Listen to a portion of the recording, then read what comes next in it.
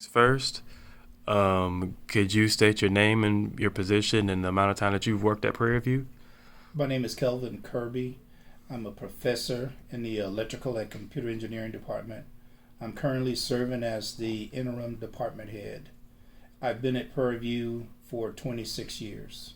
Okay, okay. What's your educational background and what schools did you attend?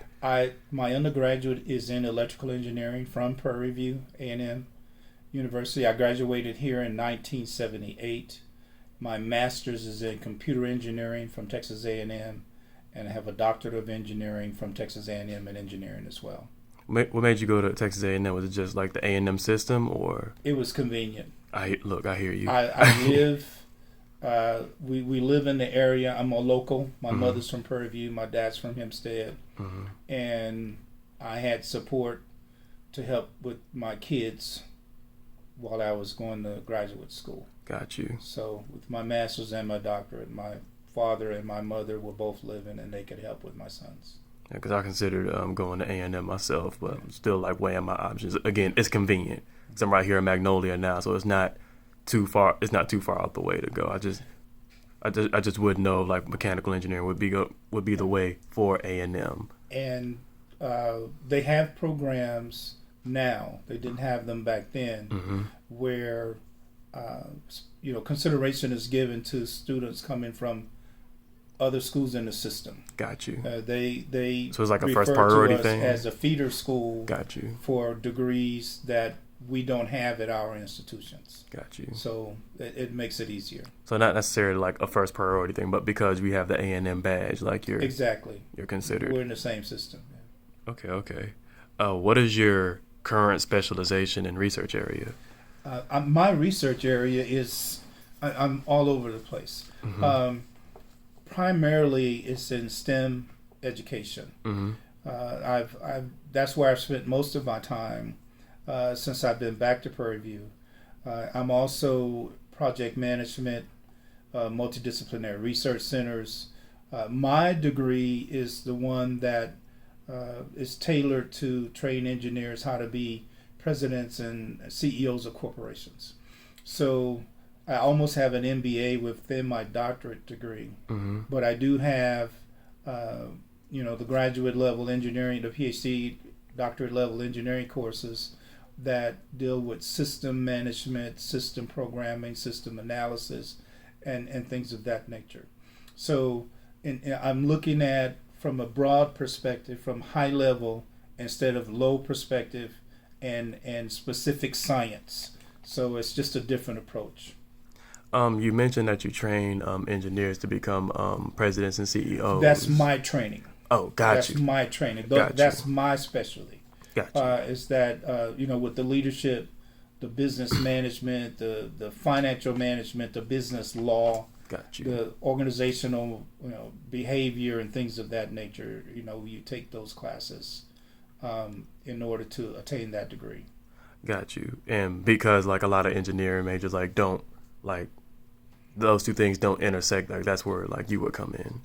Exactly. Got you. Exactly. So my specialty, being multidisciplinary research centers. Hmm. um, I received that degree in '98.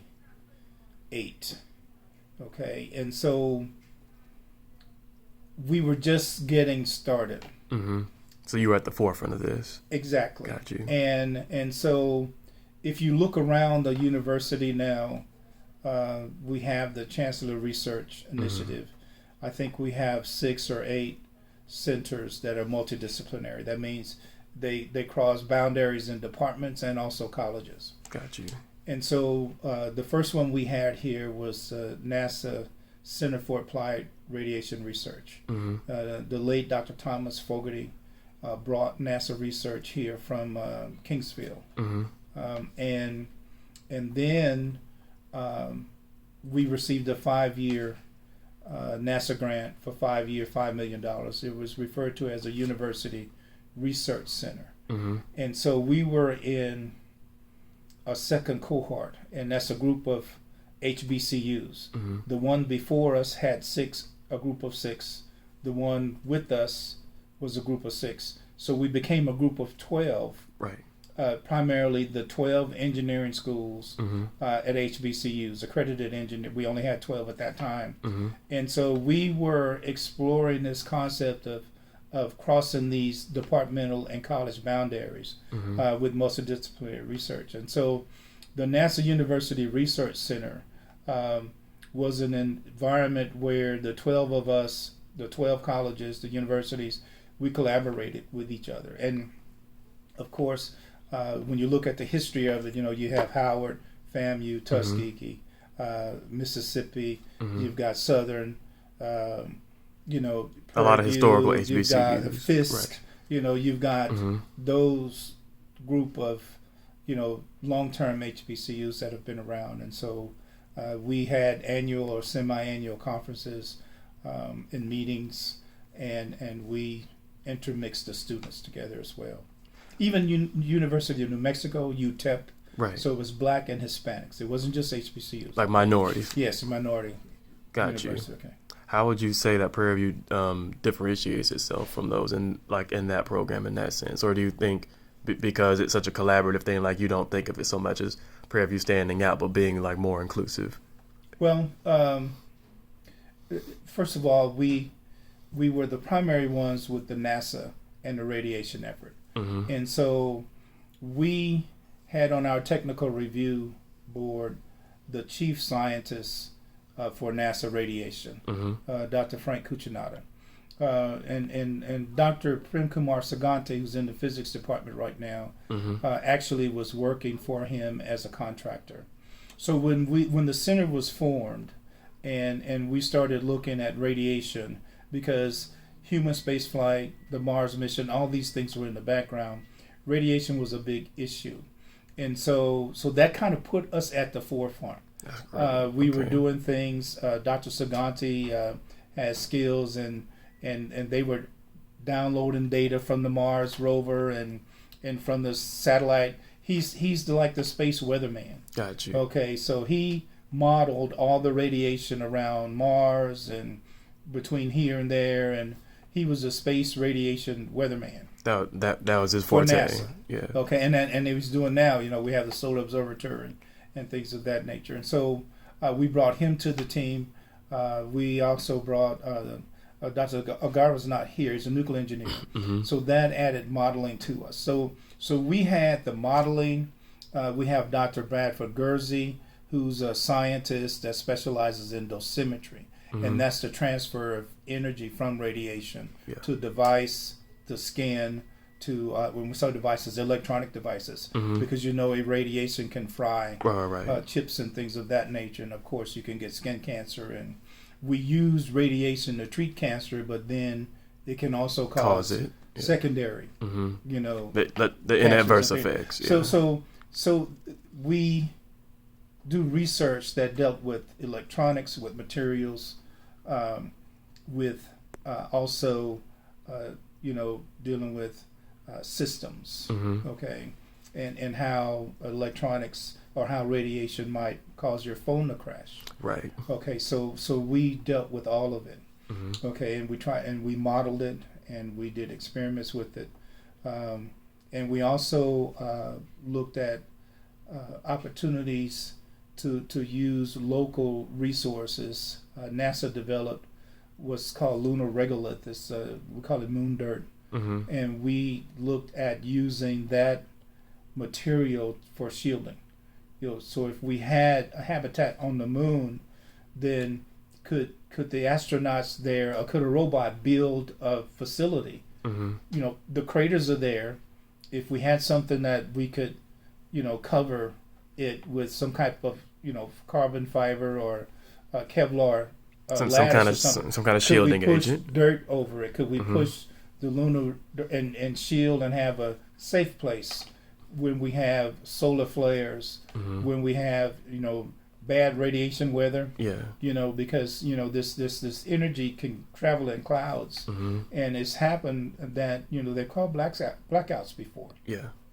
in the northern Hemispheres. Mhm. Canada and other places. So Where the ozone layer is not as thin, you don't get Exactly. that protection. exactly. So So there's a lot of science in this when you talk about STEM. You know, the Mm-hmm. science, the technology, the engineering, and the mathematics that's associated with it. So you know, and you know, we need these multidisciplinary people and projects to solve these problems. Okay. So what actually like motivated you to like get into STEM? Was it because like it's so intricate and like and there's so many things that you can do with it, or? Well, that's kind of personal. I grew up on my grandfather's farm, Mm-hmm. and the fields are hot here in the summer, Mm-hmm. and the work is hard. Mm-hmm. And that being in those fields all day during the summer motivated me. There's got to be an air conditioned building Hey, somewhere look. that I can work in, you know. And so that call, you know, because we worked hard in the field, Mm-hmm. you know, it made it easy for me to work hard in a building in the with air air conditioning, conditioning, and yeah. just, you know, trying to prepare myself not to go back to the field. So I could to do have this to all live day. that life. Right. You know, hey man, I can jump up and down all day and night doing Right. this. Mm-hmm. You know, and so that was part of it. The other part of it was the fact that computers were just being developed at the time, and I was ready to go to graduate school. I was actually on active duty military at the time, Mm-hmm. as a captain, you know, and so the Army actually sent me to A&M to get a master's degree. Okay. And then after I completed my master's degree in computer engineering, I was assigned to the Information Systems Engineering Command For in the Washington, Army? D.C. For Okay. the Army. I had to do a 3-year, they call it utilization tour. Got you. So that's where, They send you to school, then they make you work for that. You- So then they what they send you to use school your for? talents. Got you. and so we developed all of the systems used during the first Gulf War for medical systems, Mm-hmm. financial systems, logistic systems, personnel systems. Those primarily 4 systems, we developed the hardware and the software systems that were used during that time. And again, this is at the forefront when computers were just coming around. And we put it in a truck. We had generators behind it. That's incredible. And your phone is actually more powerful than the system we built at the time, but those systems were $1 million a piece. So the technology you have in your hand is worth about $5 million back in my time. But like in the grand scheme of things, that wasn't like that long ago. No. You know what I'm saying? No, still in one lifetime. Right. You know, within, I'd say, 2 generations. Right. Like it's become like compact, like you said, like this handheld thing's been more powerful than that. You were at the forefront of that. Like this, like do you think about that like that sometimes? Like how like technology's kind of like just. Well, you think about it. Yeah. Think about it. Okay. You know, you're a young man, Mm-hmm. and when you were a smaller child, you know, you might have played on an Apple computer and thought Right. it was this and that. You probably never thought that a device that you're holding in your hand would be possible. You know, 10 years ago. Right. You know, we had big, heavy phones, and maybe 15 years Maybe ago. even 5 years ago. Yeah. And so technology has really advanced, and Mm-hmm. and you know, the thought is that if we can imagine it, You know, can do we it. probably can build it. Mm-hmm. You know, and I think the other part of this is that, you know, we're still discovering what God has placed here in our mix. All the time. You know, it's just who's He going to reveal it to? Mm-hmm.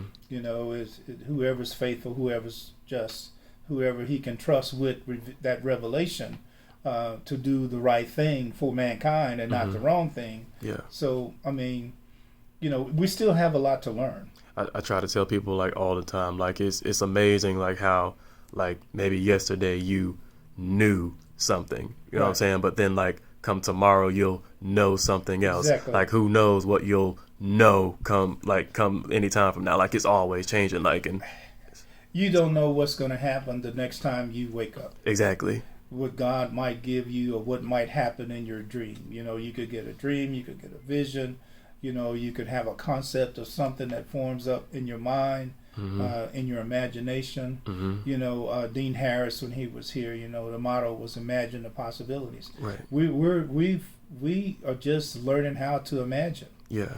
you know, to dream. Mhm.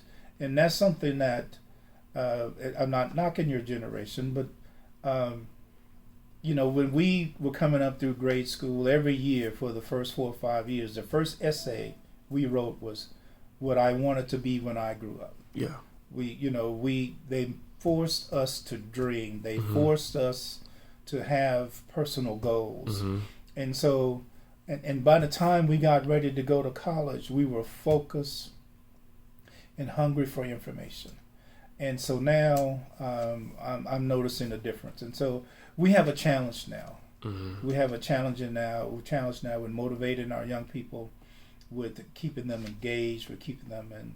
You understand how to use technology, but to be in this STEM field, you have to understand how the technology works, Mm-hmm. and you just can't be a user. Mm-hmm. You need to understand. You need to have the knowledge. You need to be able to take the technology and move it to the next level, the next phase of things. And that requires you being more than just a user. There are jobs for users. I mean, that's innovation, creativity, and Mm-hmm. things of that nature, and applications. And so, and that there are opportunities there, for new products, new applications, and things of that nature. So we need all types. Mm-hmm. We need everybody. We need people using and having that kind of imagination. We also need the people that are going to have a lot of grit to dig deep down into the technology and the science of what goes on in that phone, Mm-hmm. and say, okay, how do we make this better? If it's possible to even make it better. Right. What are the problems? What are the deficiencies that it has right now? Mm-hmm.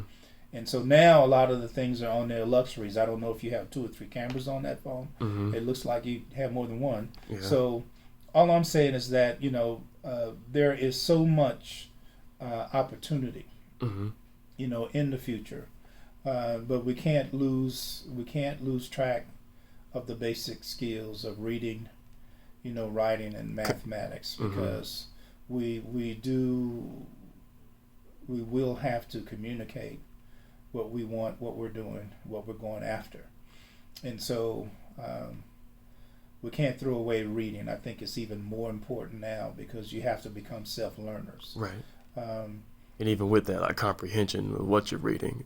Understanding is key. Mm-hmm. Is key. So we probably went too long on that one question.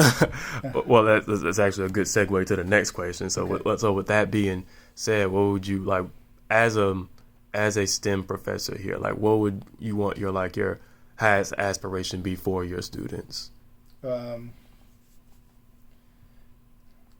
I want to say to be more eager to learn, to be hungry for knowledge and understanding. As opposed to what, might I ask?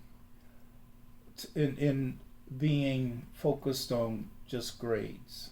Got you. We want you to learn. Mm-hmm. We want you to develop knowledge, develop skills, and not focus on where I need to make a grade. There are differences, there are big differences in the two, because when you learn how to learn, then there's no stopping you. You know how to go into an unknown region, and you know how to dissect it, how to decompose what's in front of you, and process that challenge, process the information, and gain understanding. It's going to require reading. It's going to require some analysis. Your basics. It's going to require the basic skills. Can I connect two concepts? Can I connect the dots? We have all of these axioms and adages that we throw out there. It's still, we have so many disconnects in our learning process. That's one thing I would like to see, is for more energy and dedication to be put in education early on. And I would also hope that we could do more during the summers with the incoming freshman group, to help them transition faster. Yeah. Because it takes time to change habits and behaviors. Right. It takes even more time to change how you think. Mm-hmm. But if we could take and put you in an environment, put you in a model, okay, that pulls and pushes on you, and I want to say to some extent in a challenging way, to the fact to where, okay, there's no way out. I've got to get through this. I have to do this. I have to do so this. Now you'll figure a way out. And so now you're figuring that you can't beat it, but then you have to master it. Right. That's my point. Right. You know, you can't beat the professor in learning the principles and this and that by saying, well, I can make an A in your class without reading, without doing the homework, this and that. You know, I can figure that out. But what you do is that, okay, bring it on. I've already learned that. What's next? Yeah. You know, I would like to see that type of attitude and that type of behavior transition ours, and that has to be trained. Yeah. It has to be learned because it's not happening in high schools. Because so many years of bad behavior cultivate to that. I'm not saying bad, but it's the high schools maybe have a misguided. different mission. Yeah. They are focused on passing these in the course and so exams, and so you know a student can pass the algebra in the course exam, you know, in the 8th grade by understanding how to use a graphing calculator. Right. I mean, almost everything can go in that calculator. They have a few geometry concepts and things with proportions, and if they understand how to type those in, they could work that out too, without learning any basic principles in mathematics and the fundamental principles. And so, and I've worked years with middle school students in algebra. That's where my primary focus of research has been. We actually wrote a book, you know, on how to do this. Myself and there were 4 of us here at the university that went together and did that. And so I think that my aspirations are the fact that, you know, we have to do a better job preparing our students for STEM disciplines. Because it requires a different attitude. It requires different behaviors. Not that, you know, I know nursing, that's also, you know, when we look at biology, that's science. It's in the STEM. But, you know, we have the physical sciences and we have biological sciences. And so, I think that if we could get our students to be more self-learners, and if we could have them and help them to transition from, you know, 80% of the work being done at the high school, 20 at home, right? And when you get to college, that's reversed. To flip it, yeah. You're going to get 20% in the classroom, and 80% of that you have to do at home. Right. They're not used to doing the 80%. So it becomes hard work. It becomes boring. It becomes something that because we're used to chore, our recreation, and we don't.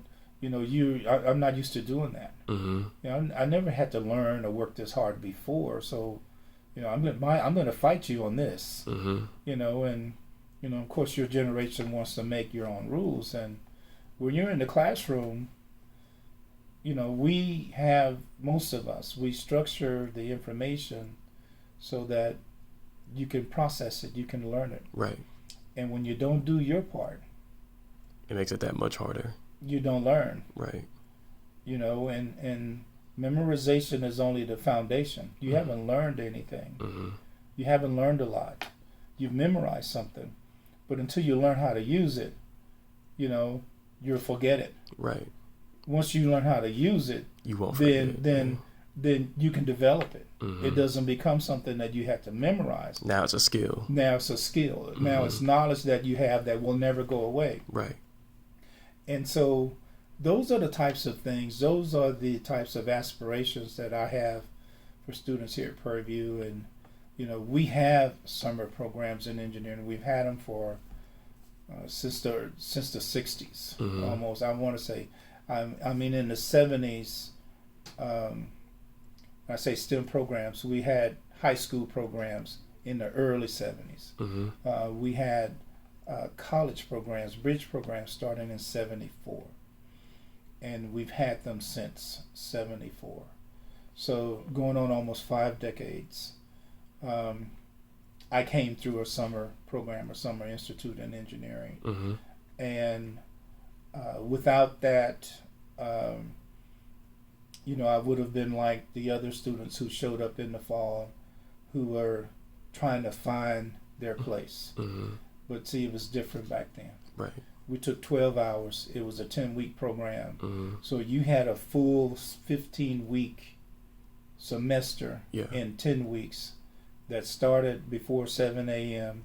and ended sometime, around 10 p.m. So you were busy. You didn't have time to think about anything else. That's what you were doing. You didn't go anywhere. You didn't do anything. And if you had a few minutes, you were trying to get some rest. Right.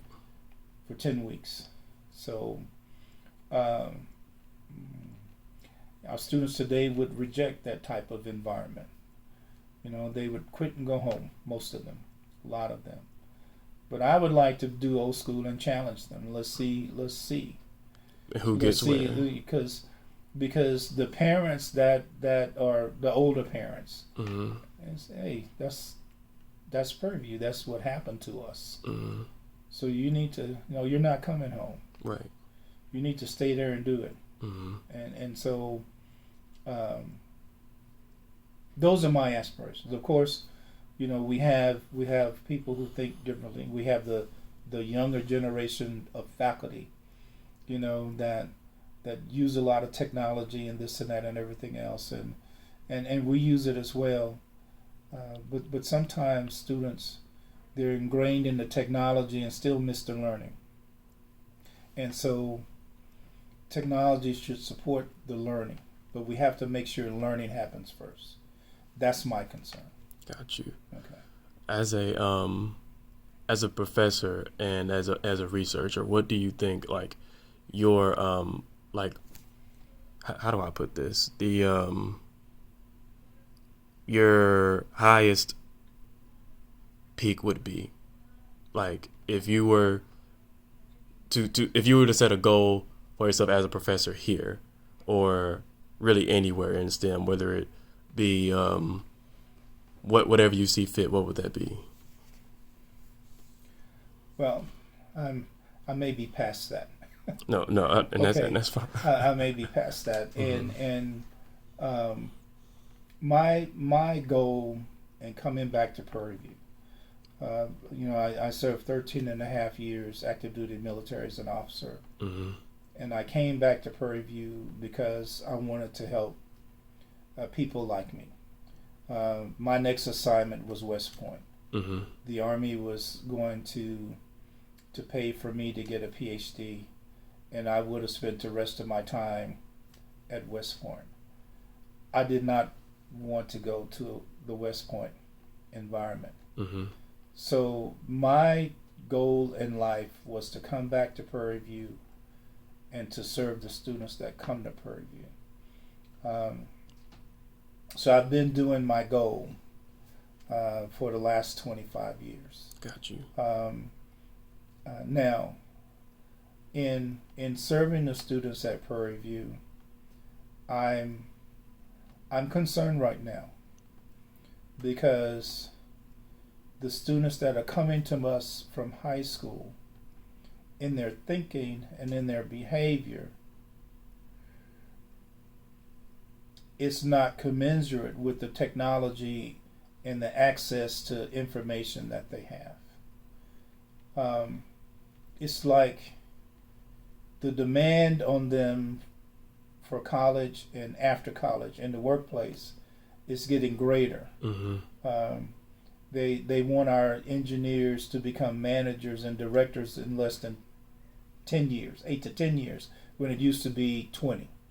They used to say it's going to take you that long to grow up, to gain the knowledge, to gain the experience, so you can be wise. You can be wise in what you do.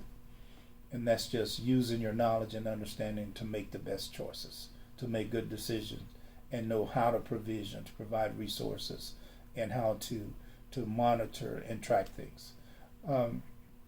They want that now in 10 years.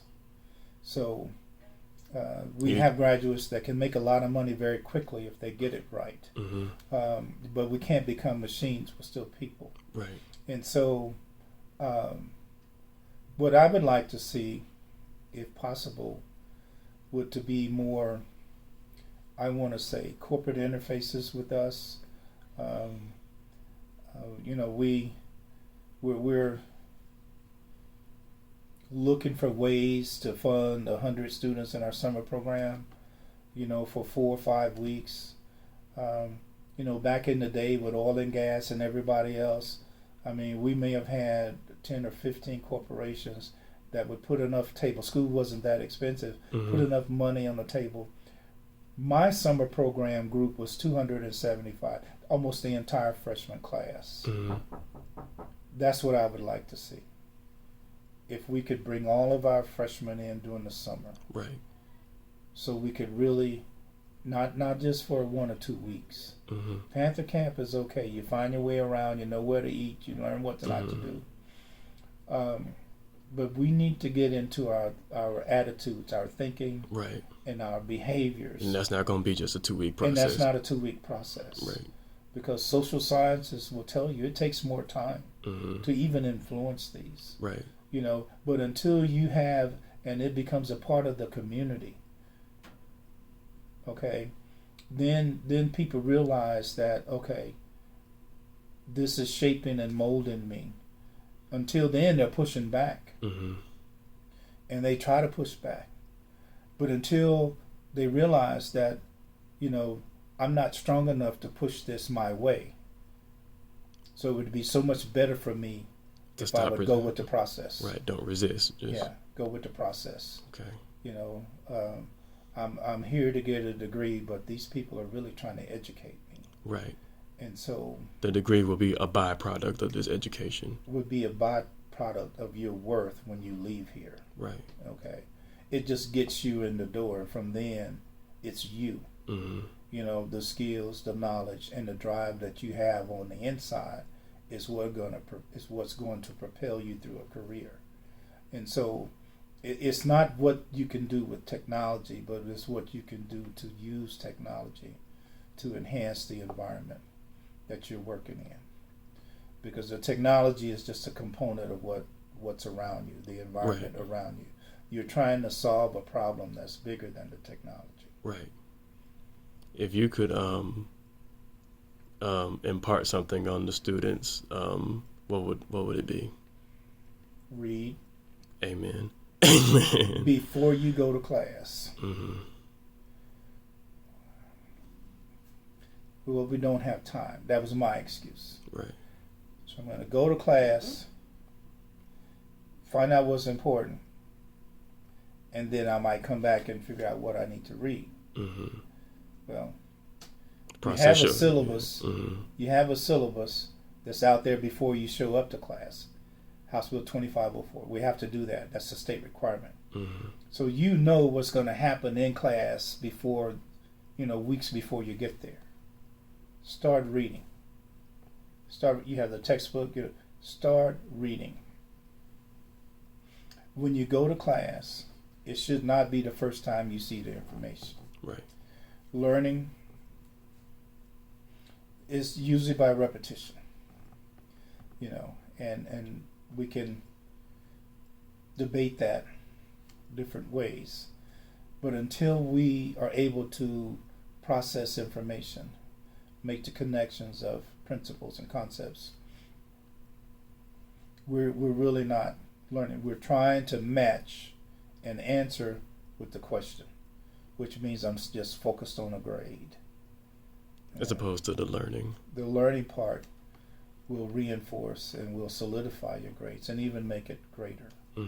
And I say reading because in reading we develop vocabulary. In reading we develop a better conversation.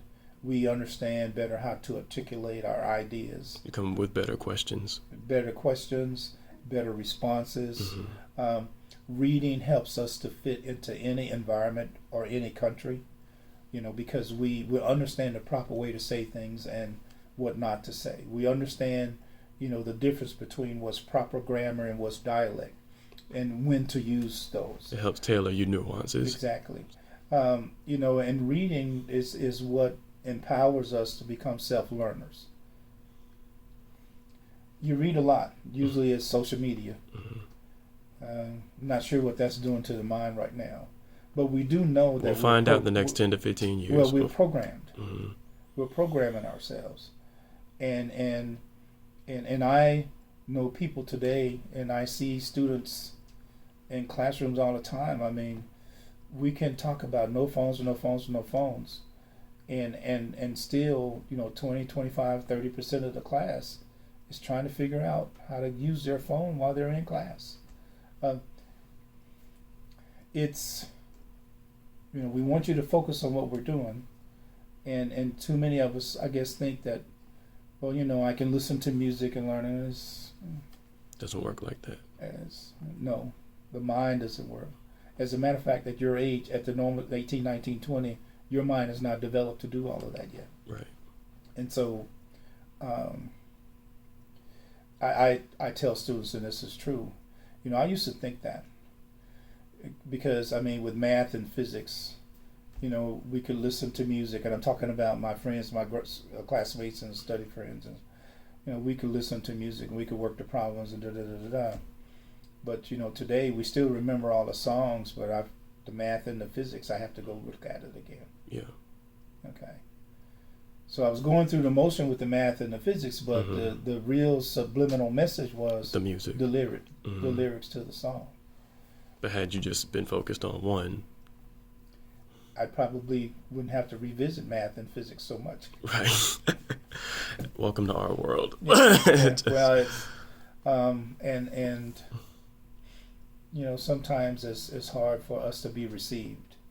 We've got gray hair, we've got a few extra pounds, we look like we could be grandpa. Age is a blessing. Age is a blessing. Yeah, but anyway. Okay, so reading. Yes. Reading everything. Yes, you read math books, you read physics, you read chemistry, just reading. Period. Yeah. Period. And you have to read engineering. Yeah. 3 or 4 times, because you're not going to get it the first time, because you've never seen it before. Right. Okay, and that's the issue. We use math and science to solve problems. Got you. And if you can't read and understand the math, you can't read and understand the science. So math is the language of engineering. It's a universal language. Math is in everything. 2 + 2 is going to be 4 anywhere you go. Yeah, and it's also in the reading. Yeah. When you start looking at it, and even, we have equations and things used to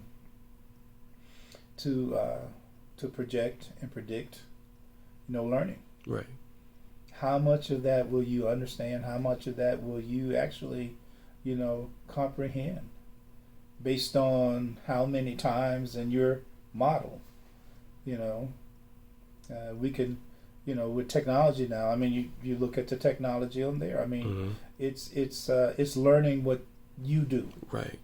So when you start texting, it's based on your history. It's going to give you choices where you don't have to type those words. You just select from the menu up there, and and as you formulate sentences and make statements, that's what's going to show up next time. When you shop, it's going to take you back to those places. When you go someplace, it's going to take you back to that last location on GPS. It's so, it's learning us. It's programming itself to fit us. And we need to read a little bit more about how that works and what we're doing. And so, it's artificial intelligence and machine learning, and we teach all that here. It's data science. We teach all of that here in this department. In electrical and computer engineering and in computer science, we teach these things, how that machine is programmed, and those algorithms are all math. They're mathematical algorithms. They have equations that, if you put it up there, it may look like a foreign language. It's really complicated. So, but they serve a purpose. It depends on the age group, but college students right now, I would say you really need to read all you can for your classes. Social media, schedule it as a commercial break, or an opportunity to take a break from, just to kind of give your mind a break. You don't want to try to process too much. Right. Do something for 50 minutes, give yourself 10 to 15 minutes, and then go back to what you're doing. But the reading skills will develop you in so many other areas, and that's the thing that I think most of our students don't want to do.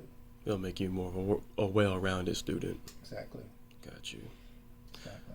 Well, I thank you for this interview, and I said you've been fantastic.